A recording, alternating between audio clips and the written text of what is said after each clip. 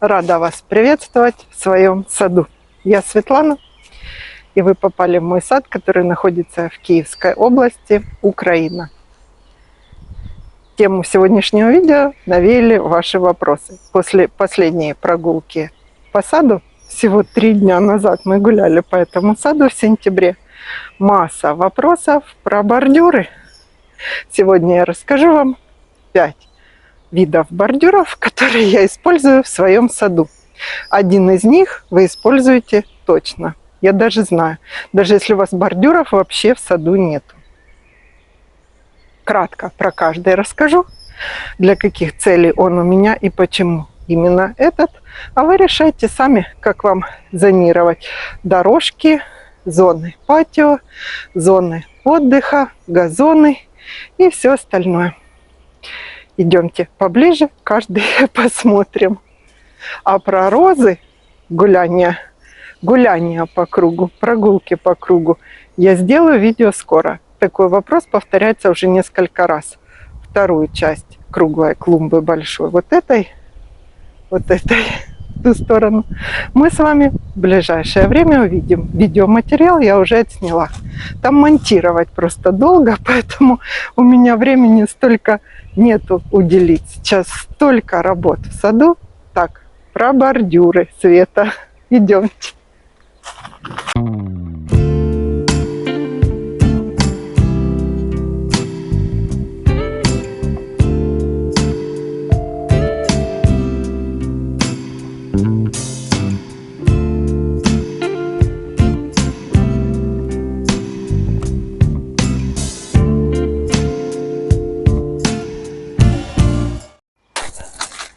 Самый первый вид бордюр, который мы самый первый стали использовать, он подходит для того, чтобы зонировать ровные дорожки, углы, переходы, вот эти, то есть геометрические правильные формы.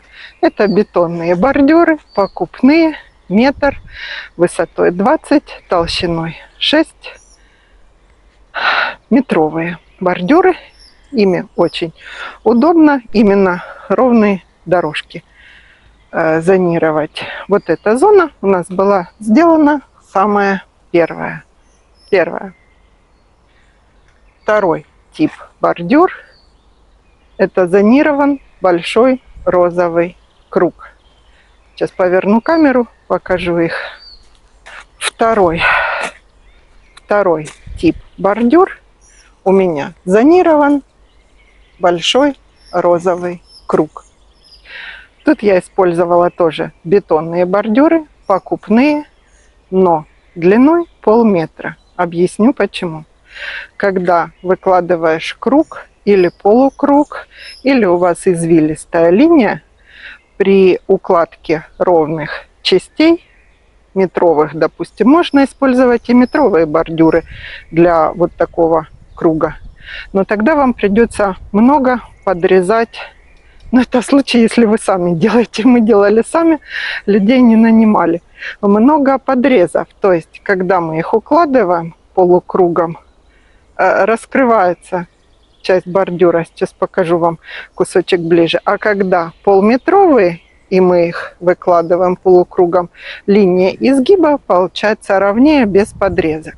Если начать подрезать все это дело, то займет уйму времени, пылища и, конечно, все.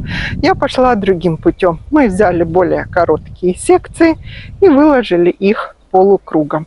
С одной стороны дорожки и с другой стороны дорожки. Кстати, сниму позже видео, как же выбирать ширину дорожки. Массу материала по эргономике изучила. Как правильно, чтобы было удобно и не узко, и не широко, чтобы мы не получастка дорожками заняли. А у меня очень много дорожек по саду. И все очень удобные, как показала практика. Я все сделала верно. Подстригла иву хакуранишики, уже навожу немножко порядок везде. Так, третий тип бордюра, который, собственно, и навел на мысль про это видео. Бордюр на маленькой круглой клумбе с розами. Разверну сейчас и покажу ее ближе. Вот этот бордюр бетонный. Мы его делали не сами. Это покупной вариант. Но почему именно этот? Так, петуни уже просятся отдыхать. Буду убирать. Вот почему работы много. То одно убирать, то другое. Так, его длина полметра. По высоте он 25 или 30. Точно не помню. Вырывать и мерить сейчас не будут. Он сделан именно для круглых клумб, для круглых ограждений. Увидела я этот бордюр, когда, опять же, то одно увижу, то другое, как делают, обращаю очень много внимания. Когда в городе было благоустройство парка, мы гуляли там 2-3 года назад еще было, и они круглую клумбу, мне вот, я не знала, как оградить пластиковым бордюром, совершенно мне не хотелось, он больше подходит, пластиковый бордюр, для других целей. У меня планировалась клумба приподнятая, то есть нужен был высокий, и в то же время, чтобы он легко по кругу как-то изогнулся. Посмотрела, как они делают элементарно. Бетонный, полметра, высота 30, он довольно глубоко, там еще в землю. Клумба у меня приподнята, то есть она полусферой. Вот эта клумба сделана полусферой. Видите, я присела, и 20 сантиметров край клумбы поднят, а по центру еще больше, по-моему, там полметра. Земли сюда пошло много-много, я вам скажу. Возила тачкой, не перевозила недели 2. Так вот, в чем тут вся загвоздка в этом бордюре? Видите, он сделан изогнутыми такими частями. Сейчас вот тут внизу буду показывать его ближе. И вырезано полукруг. А тут паз. То есть, когда бордюр в бордюр входит, он вот так, как в коленной чашечке, ну или как сустав двигается один в другом. И его можно изгибать под любым углом. То есть круг вообще можно и прямой, и даже очень острый делать. Какой у вас овал, закругление, эллипс, любую форму можно вот этими бордюрами выложить. И стыкуются незаметно совершенно, красиво и очень удобно. Эти бордюры немножко дороже, конечно, чем метровые и чем ровные полуметровые, но удобные очень. Вот не пожалейте средств. И такая клумба, если у вас есть круглая или какой-то заворот возле дома, но делать, конечно, не кусочек, если делать, то уже весь бордюр. Начали таким и делайте. Ну, у меня вот получилась круглая клумба моя. Кстати, я этой клумбой очень довольна. Если кто планирует себе, она у меня была квадратная один сезон, а второй сезон и третий круглая. Круглая намного удобней. Так, про этот бордюр рассказала. Ищите в строительных магазинах. А сейчас расскажу про 4-й вид бордюра в моем саду.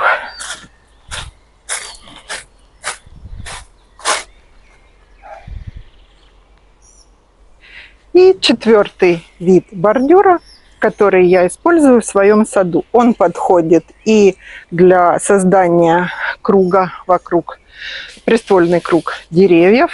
И у меня использован с внутренней части нашей большой розовой клумбы. То есть я им оградила между травой и розами.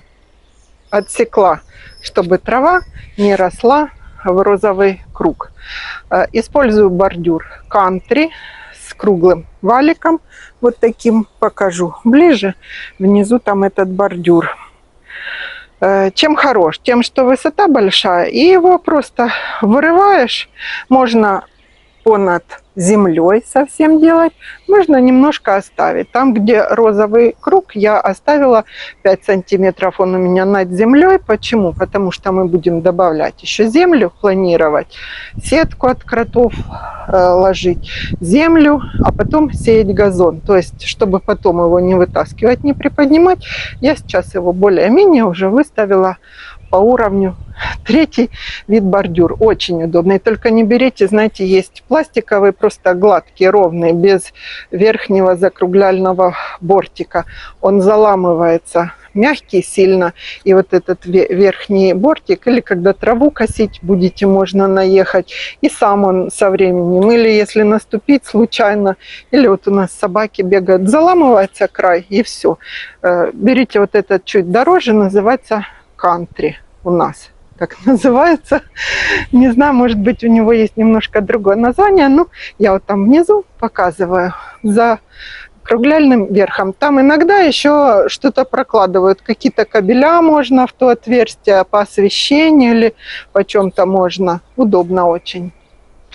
Так, ну и про четвертый. Это про четвертый тип бордюр. Про пятый тип бордюр, который, я говорила, есть у всех, даже если вам нечего совсем зонировать в саду.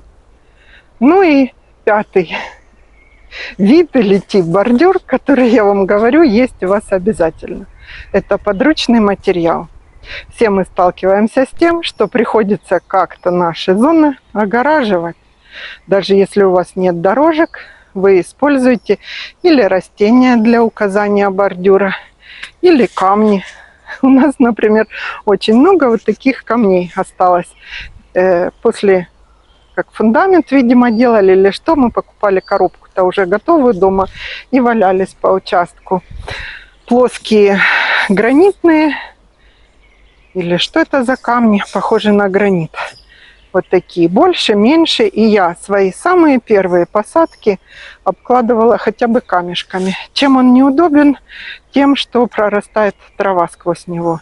Если вниз геотекстиль ложить, потом камни и вокруг мульчировать корой, тогда такой бордюр вполне отличный.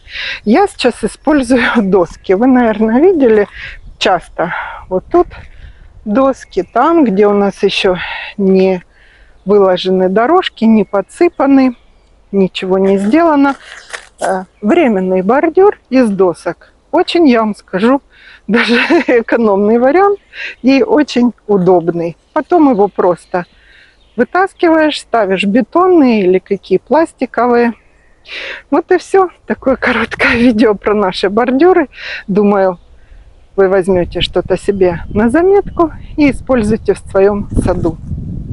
Ну а пока-пока, до встречи через несколько дней в нашем следующем видео. Всего хорошего!